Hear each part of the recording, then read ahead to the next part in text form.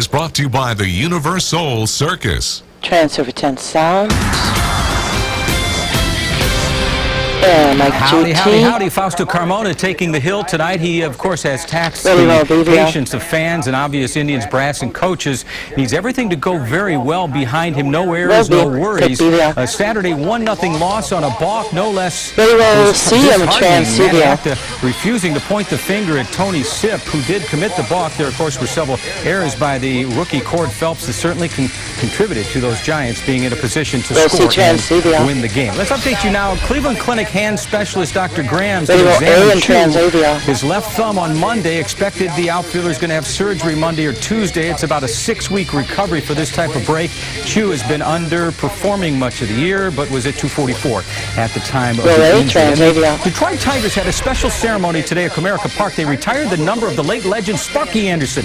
Many members of the team who managed were on hand, including the 84 Tigers who started at 35-5. They never let up.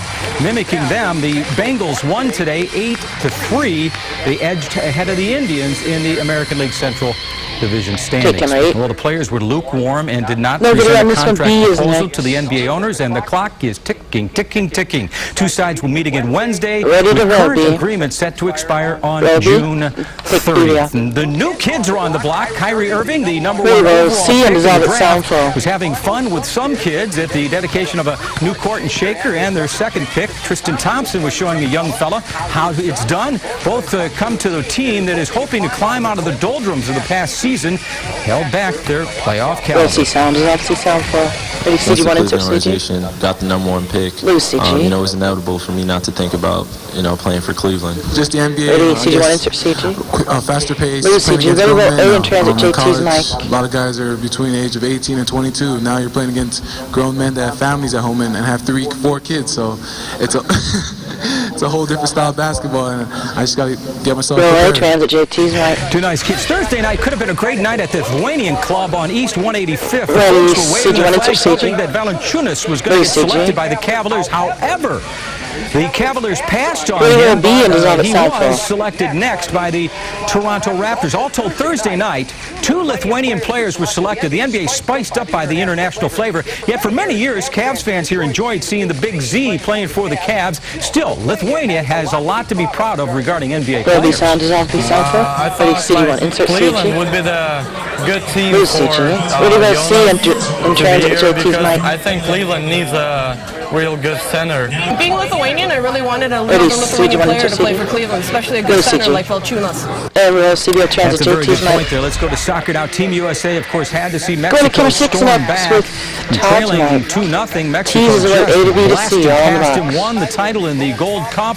And this, of course, means now the Mexican team is going to play in the Confederations Cup in Brazil a year before the World Cup. Bottom line is Team Mexico has a couple of players that could change the game in a heartbeat, and they changed it in a heartbeat. And Team USA. That's really something, though. A country like Lithuania has 2 players that were drafted of the top 30 players overall in the draft, and Toronto already has a Lithuanian player, so Valanciunas is going to go up to Toronto and play with another Lithuanian. But small country, great basketball. Don't know how to communicate, though. Yeah.